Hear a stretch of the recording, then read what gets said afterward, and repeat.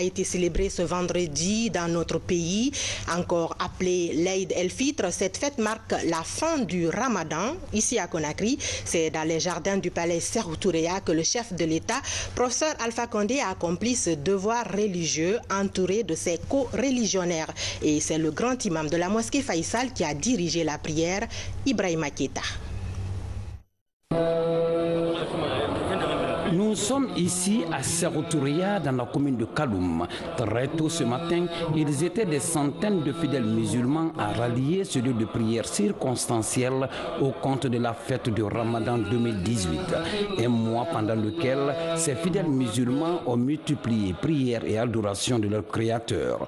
Mois de pénitence qui a été une occasion pour les fidèles du monde de se rapprocher davantage de Dieu. Ici, dans les jardins du palais Sékou Touréa, c'est l'imam Ratib de la mosquée Faïsal de Conakry qui a dirigé la prière.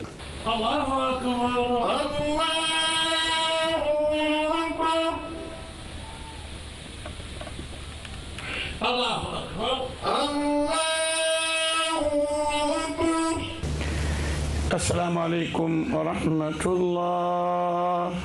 Assalamu alaikum wa rahmatullah.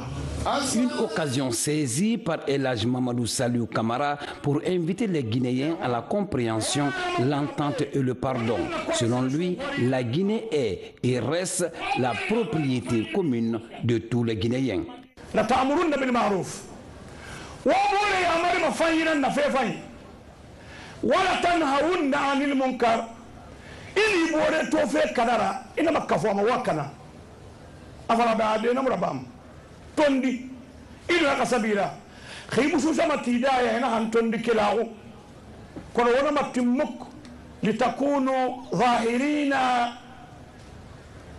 ala almun alwatan wa salamat المسلمين وهدوءهم لا تكونوا ظهيرا على ذلك إنما كونوا ظهيرا على إثباتها ولا استقرار البلد وعلى الأمن فيما بينكم ووكلي مغيونا متين إلى فندي يبغي يغوي مليمارا أيغوي مدنغ مغيرا نهلو ما ستواري رسورا بغي فتنة كلي فتنة مغي بغي مرفاما بغي دي مرفاما أنو فهم وطن نفسري كلون خالقرانا ننكوي على نغي اتقوا فتنة لا تصيبن الذين ظلموا منكم خاصة أنا هم غورسي وطن مسلمي اتقوا فتنة وانا فتنة كلمة دابة ودن كامانا كلنا غاقوبي وطندي اتقوها وما كيارا وما جاما وطندارا لماذا؟ فتنة مهما دفوا سيسما تبتوما أما تنسو أسيغاسا دوغو فتنة نفا مخيه دونفا أنو يخا كوبري دون أنو يوليرا ميني أنو ينيبا أنو سيئا لكنا أنو سيئا كنا خير سباتي نتاموي نمو داما في كان كيرن خما نخم فتنة ركلي نخم يامبه سن يامبه فتنة سيكامني هاسا نفرلي مبالا مخاندي ومبه بيرينغا كيرن يكولو biri malambore kolon biri fe suku bore kolon mikiyo na matti ife suku bore ka findi fitinera aga fitinera maka ima kana bun suhabe ahibbu hadha albalad wa yubghi khanu qad ahabbahu Allah ala yubghi khanu gina a'tahu kull shay abaras yabirin fi ama wa hadha li lilmuwatinin sena hanna boghi kui natural nara wonta nang bara ala baraka say wombe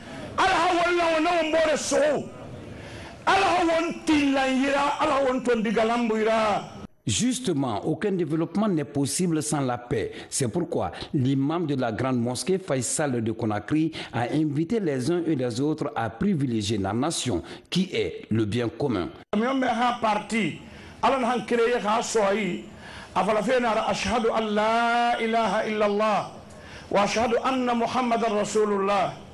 nana hannaki yidunya parti donc biri bere manabunna parti mutema fugera ima bama pilasi atiki ana parti biri o parti yo créer la Guinée abiri mo ha mambure خلعنا RPC وراء يصلون يسلم بوطنا خمبرا خلنا UFR نبا إيدي وندى على لما نالها باقي كويتك نبارتي إنيك يري بارتي إنيك أهله نبارتي كي لا يريدون علوا في الأرض ولا فسادا والعاقبة للتقوى نبارتي كي تموا ما الدنيا من غايها وخاصة نو إوامنه دنيا كا إخبالو بوية ساكوي إخالا نانسوتو إنما بيردي ألارا إنا بارتيو إنا سيفان ينجري مسورا نمار رسالي يسو إفامو ولا الضالين إنا آمين تينا منسيكا سالفنا أنا الإمام فا لغنزال وانت انفيتا من 5 fois par jour بارتيو منا نوما إني خامان بولي غلسان سولفين كري إيماني نقطان تغان على تاهم غير كلمة 5 fois par jour 5 réunions par jour. Parti unique. Alhamdulillah Rabbil Alamin. Remani mamma kui. Boyasana kui. Wabiri khafa. Wakapa kuna partira. Ina IFDC neba. Ina IFR neba. Ina RPC neba. Wabiri khafa. Wakama se la ilaha illallah. Muhammad Rasulullah. Un sermon qui n'a pas laissé indifférents les fidèles musulmans. Certains donnent leur avis. Un sermon essentiellement axé sur le pardon, sur la cohabitation pacifique, sur l'union et l'unité. Un sermon qui, en ce que je sache, mérite d'être entendu par tous les Guinéens, parce que ce sermon, il est aujourd'hui porteur d'un message puissant, d'un message fort. Et le grand imam n'y est pas allé du dos de la cuillère. La volonté de Dieu mérite respect et considération, car il ne décide de rien sous la pression. C'est un très bon serment qui appelle à l'unité nationale, qui appelle à la cohésion sociale, qui appelle à la paix et qui interpelle les Guinéens à se donner la main pour la construction d'une nation unie derrière le chef que Dieu nous a donné, le professeur Alpha Condé. Pour le président de la République, le professeur Alpha Condé, c'est un appel qui interpelle tous les fils du pays. Je ne peux pas donner un meilleur message que celui qui vient de donner notre grand imam. Le fait que si nous sommes des musulmans, nous devons éviter de nous faire du mal, nous devons éviter de casser les biens des autres, nous devons éviter de faire tuer des gens. Il a dit aussi, malheureusement, je suis parti à la Oumana avec Allah Issou Kamara, qui a été pendant des années le président du bureau des sages, qui Dieu l'a prié à Casablanca, que Dieu est son âme. Je pense que donc si nous tous nous écoutons le serment que l'imam vient de faire, que la Guinée pourra faire sa marche en avant. Je ne peux pas dire mieux que ce que l'imam vient de dire. C'est donc dans la joie et la ferveur que ces fidèles musulmans se sont acquittés de cette autre obligation religieuse. C'est donc dans l'allégresse que les Guinéens ont célébré aujourd'hui l'Aïd el-Fitr. Très tôt le matin, les fidèles musulmans ont pris d'assaut les lieux de prière. Ils sont allés implorer la grâce de Dieu, mais surtout le remercier pour les multiples bienfaits liés au Ramadan. Une ambiance que nous fait vivre la rédaction à travers cet élément commenté par Thierno Ousmane Diallo. Vêtus de leurs plus beaux habits, les musulmans ont tôt ce matin rallié les lieux de prière dans toutes les communes de Conakry. Une prière qui marque la fin d'un mois d'abstinence et d'intense spiritualité. Dans les sermons, les messages de paix et d'unité étaient au centre des appels des religieux. L'amour de la patrie, chers frères et sœurs, réside dans le désir de voir sa nation dans le bonheur. L'amour de la patrie, chers frères et sœurs, réside aussi dans ce que nous faisons pour que chaque citoyen accède au bien-être et dans ce que nous faisons pour écarter d'elle les divergences et les conflits qui peuvent la diviser. Le mois de Ramadan a permis de renforcer la foi des croyants et rappeler les principes islamiques de solidarité et d'unité. En ce jour de fête, les fidèles manifestent leur reconnaissance à l'endroit du Très-Haut et prient particulièrement pour leur patrie. Une vie paisible équivaut à une vie sans rancune, sans bagarre, sans salir, sans provoquer, sans tuerie, sans émeute. Que Dieu nous évite tous ces fléaux que je viens d'évoquer. La religion celui qui est meilleur, celui qui est croyant. Si tu es croyant, c'est toi qui es meilleur plus que celui de la même famille. Donc c'est seulement d'aujourd'hui nous appeler à l'unité nationale, et à la paix. Concernant les initiatives entreprises dans le pays pour le progrès national, les fidèles implorent la grâce divine afin que les obstacles soient levés pour faire de la Guinée un havre de paix où le développement est inclusif et durable.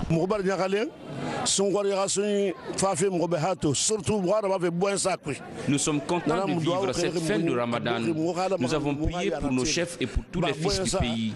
Que Dieu accepte nos prières et qu'il maintienne la paix en Guinée.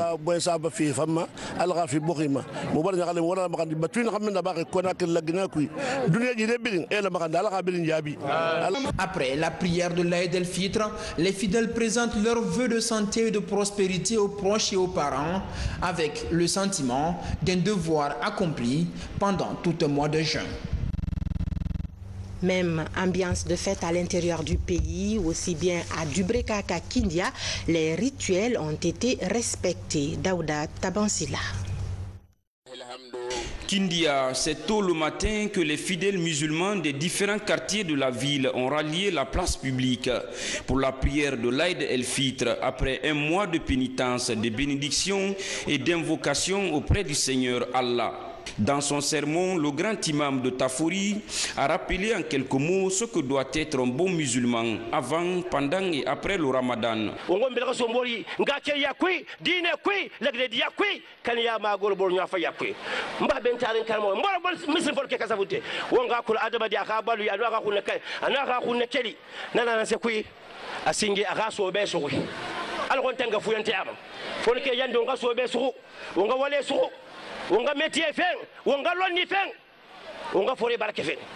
À Dubreka, l'Aïd el-Fitr ou la fête de Ramadan a commencé par la distribution de l'aumône aux plus vulnérables.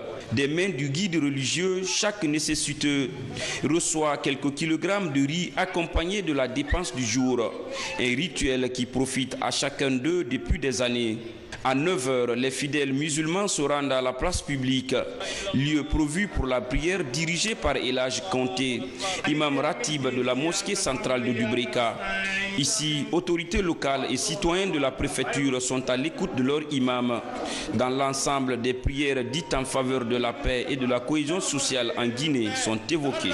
Je demanderai à tous les Guinéens d'accepter le pardon entre nous, de renforcer le tissu social, cohésion sociale, de nous accepter, d'accepter la différence entre nous.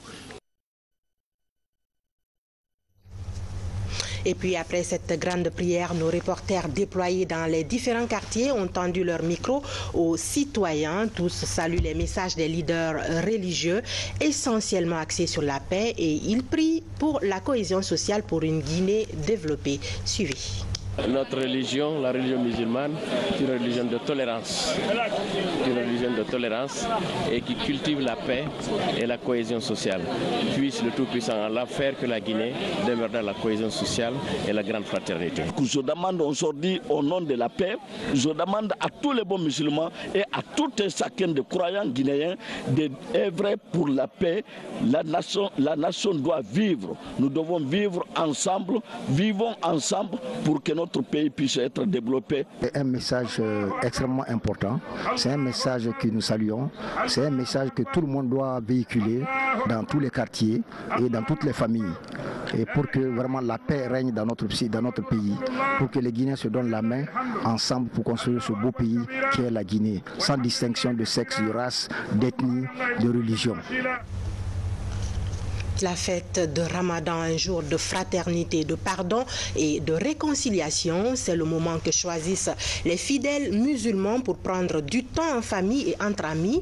Chaque foyer a pour habitude d'effectuer de grandes préparations qui sont échangées avec les amis ou offertes aux voisins. Je vous amène à Kiroti, c'est en haute banlieue de Conakry. Là-bas vit la famille Keta, chez qui notre équipe de reportage s'est rendue pour partager avec eux leur déjeuner familial, célébré dans une ambiance festive. Djamokaba.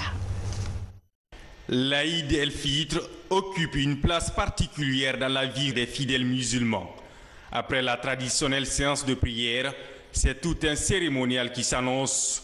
Ici à Kiroti, dans la famille Keita, l'atmosphère est chaleureuse. Le déjeuner achevé, commence la tournée familiale. À table, le repas se fait grouper. Les visages rayonnent avec des éclats de rire pour mettre un terme à un mois d'abstinence, de jeûne et de recueillement. Un mois durant lequel les appétits et l'endurance ont été mis à l'épreuve. Chez nous, ça s'est très bien passé. On a pensé à tous les parents, aux voisins, en bref, à tous les parents, aux musulmans en fait.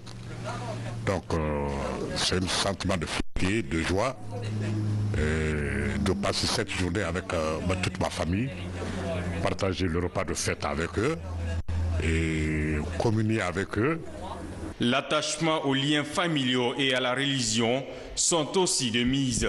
C'est la fête, la famille est au grand complet.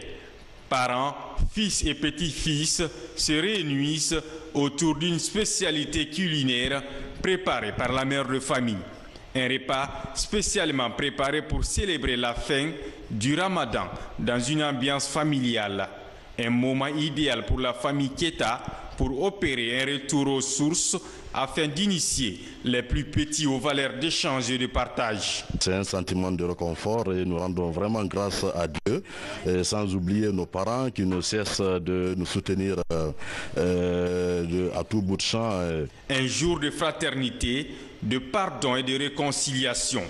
L'Aïd el-Fitr est une journée de fête pendant laquelle les fidèles musulmans prennent du temps en famille. Ce foyer a pour habitude d'effectuer de grandes préparations à caractère festif. Une journée qui met également en avant la diversité d'une tradition issue de l'islam et plonge ses convives dans l'ambiance d'une inoubliable solidarité. En ce jour de fête, la tradition veut aussi que les musulmans s'habillent avec soin. Une tenue neuve est généralement achetée à cet effet et les enfants sont souvent les premiers bénéficiaires de cette étape importante, voire indispensable pour passer une journée de fête réussie. Mamad Alpha Baldé s'est rendu dans deux familles, deux ménages pour partager la joie qui y règne. Suivez son reportage. Une matinée un peu chargée dans cette famille. Nous sommes à Simbaya Cantine. Ces jours de fête, il faut vite habiller les enfants, tous enthousiastes de porter leurs tout nouveaux vêtements. Jour de fête oblige, certains ont même droit à de nouvelles montres. L'heure de la prière approche. Chez les parents, c'est le sentiment du devoir accompli. Grâce à Dieu qui nous a donné la santé, la prospérité, la longévité de faire ce mois de carême jusqu'à la fin. Bon, il nous a donné le pouvoir aussi d'avoir le minimum pour habiller les enfants et avoir la dépense. Donc on remercie Dieu. Oui, je suis vraiment heureux pour elle. Elle est contente, moi aussi je suis content. Et elle a de nouveaux habits, c'est une satisfaction morale pour nous. Vraiment je suis content. De l'avoir contente et heureuse. Aujourd'hui pour la fête, vraiment merci, que Dieu nous accorde beaucoup de fêtes de Ramadan. Merci vraiment, je suis content. Cette journée de réjouissance, ces adolescents, tous aux couleurs de leurs nouveaux habits, ont déjà leur idée pour la journée. Aujourd'hui c'est la fête. J'ai eu des chaussures et des habits. On va sortir et on va partir saluer les parents. Après un mois de jeûne, la réussite de la fête passe aussi par le fait de trouver des habits neufs aux enfants. Ainsi, la joie est partout et la fête peut durer jusque tard la nuit.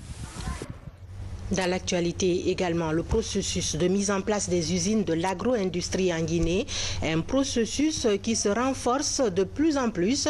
Le président de la République, professeur Alpha Condé, vient de procéder à la pose de la première pierre de construction d'une usine agroalimentaire à Dubreka.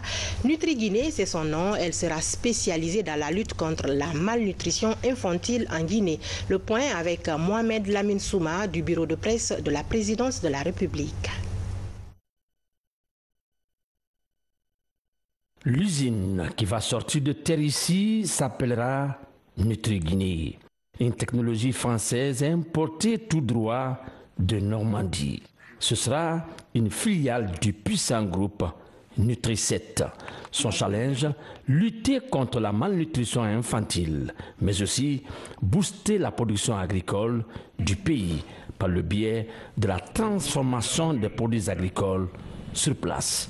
Cet engagement que nous partageons, c'est donc le combat pour une meilleure alimentation, pour lesquels, Monsieur le Président, avec votre gouvernement, vous conduisez une politique ambitieuse visant la sécurité alimentaire et nutritionnelle en Guinée. J'ai d'ailleurs à rappeler que nous ne serions peut-être pas là aujourd'hui sans l'initiative et la volonté de son Excellence le professeur Alpha Condé, qui début 2016 a attiré notre attention sur la Guinée, sur les défis du pays en matière de nutrition et sur l'intérêt que pouvait apporter au pays l'implantation d'une entreprise dont la finalité doit être d'aider à construire l'autonomie nutritionnelle. Cette première pierre est la toute première étape d'une dynamique collective car elle doit se construire avec vous tous. Son objectif fondamental est de rendre plus accessibles des produits nutritionnels en valorisant les ressources, notamment les ressources agricoles du pays. Nous touchons ici les fondements de ce que est ou doit être l'agroalimentaire, non pas un outil marketing qui influence les comportements des consommateurs en aiguisant les aspirations, mais un outil pour nourrir les populations, transformer des matières premières de qualité pour rendre disponibles des aliments nourrissants et équilibrés qui favoriseront une meilleure santé et donc la croissance du pays. Le diplomate français en poste à Conakry affirme que son pays est disposé à accompagner la Guinée dans cette lutte contre la sous-alimentation. Il n'y a pas de plus grand obstacle au développement économique à long terme pour un pays que la malnutrition infantile et maternelle. En effet, une nutrition de qualité est la condition d'un développement équilibré, inclusif, tant sur le plan social qu'économique. Un enfant mieux nourri est un enfant plus épanoui, qui grandit et apprend dans de meilleures conditions et qui, à l'avenir, sera un travailleur. Je tiens à saluer l'engagement fort des autorités guinéennes dans ce domaine, car la sécurité alimentaire et nutritionnelle constitue l'un des défis majeurs du pays. Selon les statistiques, plus de 30% des ménages se trouvent en situation d'insécurité alimentaire. Et les enfants sont particulièrement vulnérables, car le phénomène de malnutrition, sous toutes ses formes, aiguës, sévères ou chroniques, serait responsable de 45% des décès d'enfants de moins de 5 ans. Et cette situation est à la base, en fait, de la raison d'être du projet de création de Nutri-Guinée, filiale de Nutri-7, fondée donc en janvier 2017. La future usine Nutri-Guinée va-t-elle pouvoir relever le défi de la malnutrition infantile en Guinée? Le constat dressé par le ministre en charge de la Santé interpelle le gouvernement pour une action urgente. L'enquête à indicateurs multiples réalisée dans notre pays entre 2015 et 2017 a montré que la situation nutritionnelle reste encore préoccupante. En effet, 8,1% des enfants de 5 à 59 mois sont affectés par la malnutrition aiguë globale, dont 2,9% représentent la forme sévère. En nombre absolu, ceci représente 330 000 enfants guinéens de moins de 5 ans qui souffrent de la malnutrition aiguë, dont 82 000 sont dans le groupe de la forme sévère. Quant à la malnutrition chronique, qui se manifeste par un retard de croissance, l'enquête multi-indicateur a révélé un taux de 32,4% chez les enfants de 0 à 59 mois, soit plus de 700 000. La malnutrition a des conséquences néfastes sur la santé et le développement cognitif de l'enfant, avec parfois des effets irréversibles pouvant conduire à une diminution de la productivité à l'âge adulte. C'est dire que la malnutrition est un défi national qui nous interpelle tous. Nutri-Guinée sera une usine de droit guinéen. Selon le ministre en charge de l'industrie, son implantation émane de la volonté politique et du leadership du président Alpha Condé. Il me paraît important de rappeler que ce projet de construction d'une usine de fabrication d'aliments nutritionnels et thérapeutiques a été initié par le groupe familial Nutri7 qui a créé à cet effet une société d'exploitation de droit guinéen dénommée Nutri-Guinée. Je voudrais ici féliciter et encourager les dirigeants de ce groupe pour avoir entendu et bien entendu l'appel du chef de l'État, le professeur Alpha Condé, aux opérateurs économiques de venir investir ici en Guinée, en particulier dans le secteur industriel.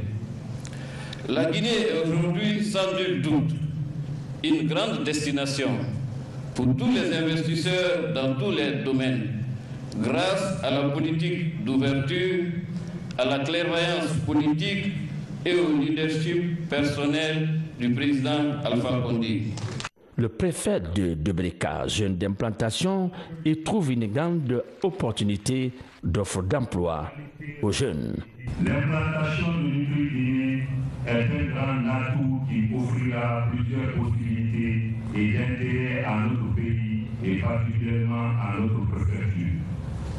Nous pouvons citer entre autres l'emploi jeune, la valorisation de nos produits agricoles par la transformation industrielle, la croissance économique, le développement agricole, la lutte contre la pauvreté et la malnutrition, surtout infantile, la promotion de l'hygiène et de la santé publique. Pour le président Alpha Condé, l'implication du secteur privé français dans l'agro-industrie en Guinée est un vieux rêve qui se matérialise. C'est un plaisir pour moi aujourd'hui de participer à la pose de cette première pierre, car c'est des négociations qui ont duré 2 ans.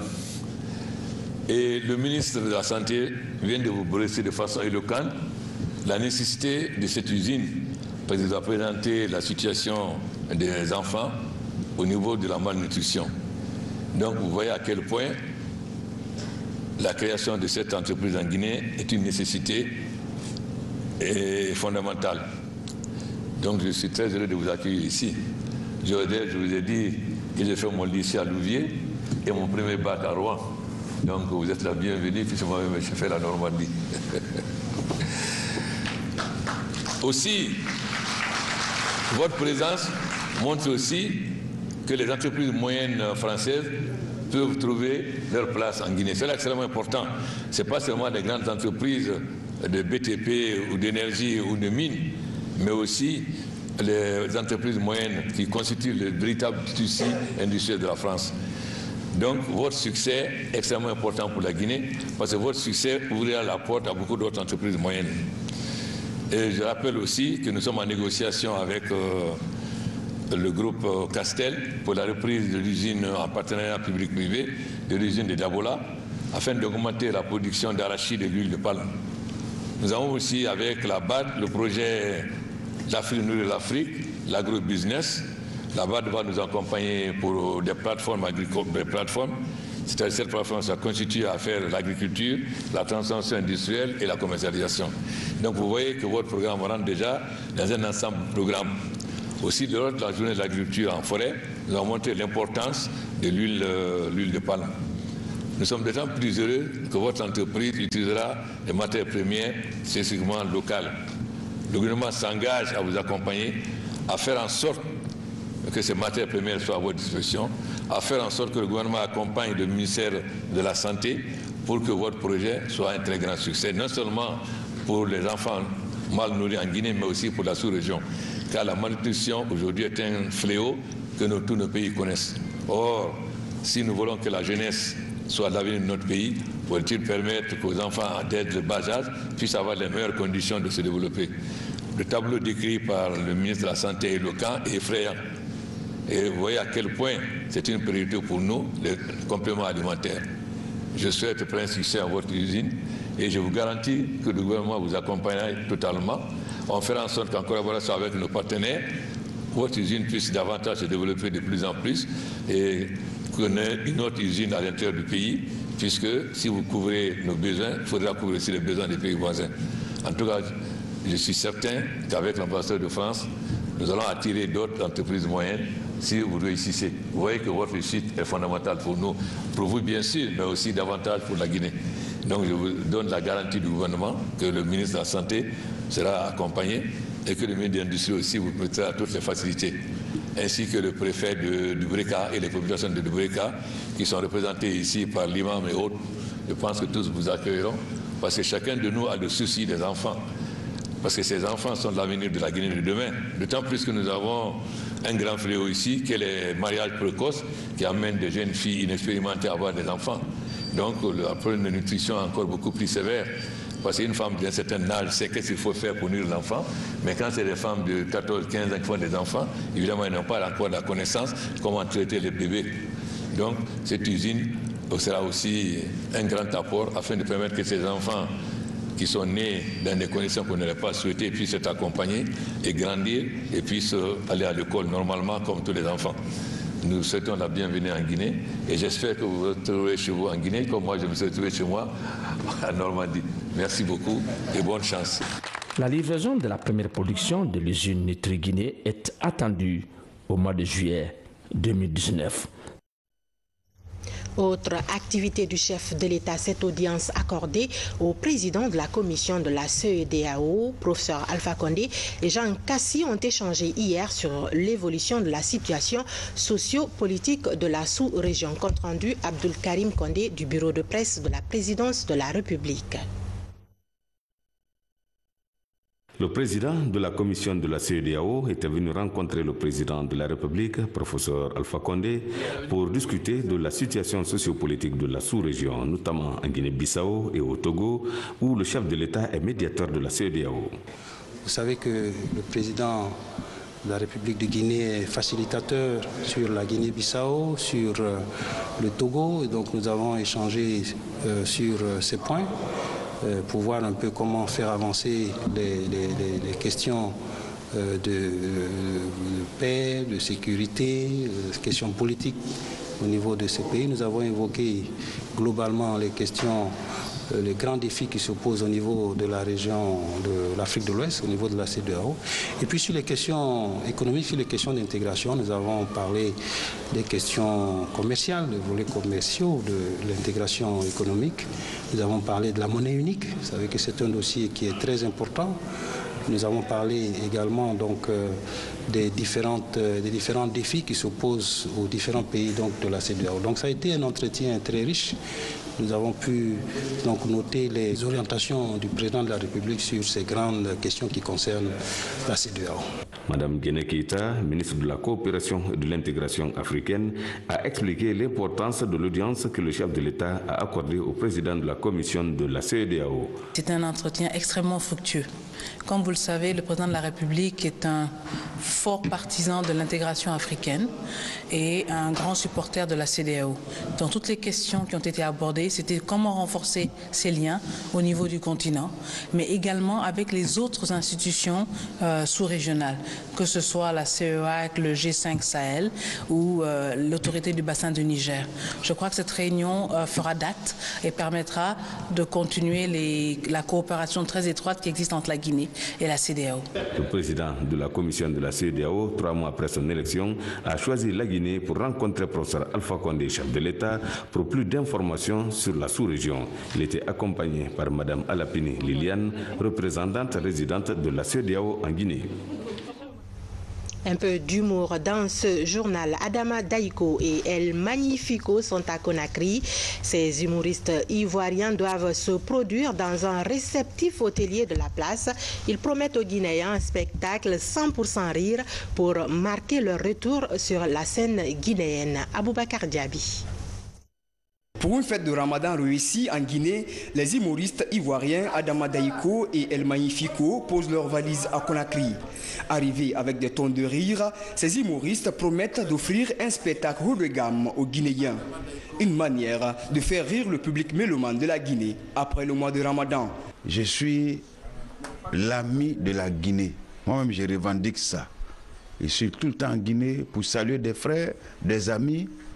j'ai décidé cette année de venir à Conakry, en Guinée, pour célébrer le Ramadan avec tous mes amis, avec toutes mes sœurs, avec tous ceux qui aiment ce que nous faisons. Voilà pourquoi, samedi, 20h, Sheraton, Grand Hôtel, je vous assure que tous ceux qui sont venus dans l'avion avec nous, quand on leur a dit qu'on venait pour le Ramadan, ils ont dit « Alhamdulillah !» Demain, ils seront dans la salle. Ouais, samedi, là, ils seront dans la salle. La Guinée, c'est l'un des pays qui m'a adopté, qui m'a applaudi. La meilleure façon pour moi, dans ma 30e année de carrière, en cette fête du Ramadan, je suis venu leur dire merci. Leur dire merci pour le soutien. Dans le but de marquer son retour sur la scène guinéenne, Adama Daïko et sa bande envisagent de faire ressortir quelques réalités du pays en blague au cours de leurs prestations. Le peuple guinéen, on va partager la bonne humeur, l'ambiance, la joie de vivre, on va partager la gaieté ensemble. Parce qu'on a fêté le Ramadan hier à Abidjan, mais ça ne nous a pas suffi, c'était trop court. Donc on dit on fête le Ramadan ici encore aujourd'hui. On a couru pour rattraper ça. Et puis demain on va faire la finale dans le show, ici à l'hôtel Sheraton, pour qu'on se laisse ensemble. Et puis voilà, c'est ça qui est là. Je veux rassurer le public que leurs artistes sont déjà dans leur mur et qu'ils sont prêts à leur livrer le spectacle demain. Après le passage du Ramadan, beaucoup de spectacles profilent à l'horizon. Le public guinéen impatient de recevoir des spectacles de ce genre dans les jours à venir. L'actualité sportive du moment, c'est la Coupe du Monde Russie 2018. Faciliter l'accès de la population aux images de cette Coupe du Monde, c'est l'ambition qu'affiche le gouvernement. Le ministre de l'Énergie et la Direction générale de EDG ont organisé un point de presse au cours duquel ils parlent d'une réorganisation systématique du plan de distribution du courant et d'autres dispositifs non des moindres. Compte rendu Habib Thiam. En plus du dispositif spécial de desserte dans les ménages, la société d'éclairage public EDG et le ministère de l'Énergie s'engagent à doter les quartiers de plusieurs écrans pour la Coupe du Monde de football Russie 2018. Les bonnes volontés, EDG ont déployé des efforts énormes pour pouvoir doter Conakry, les fan zones, des kits pour la projection de ces matchs de football gratuitement. Il y a StarTime aussi qui a déployé des points, des kits aussi, en mettant bien sûr des écrans géants avec des panneaux solaires pour que les jeunes des zones rurales puissent bénéficier de ce grand événement mondial du football. Ce sont des instructions que nous avons reçues du chef de l'État. Il y a ce dispositif qui est mis en place par rapport aux caméras LED qui sont installées à 10 endroits stratégiques de la ville de Conakry. 68 autres caméras qui seront aussi installées.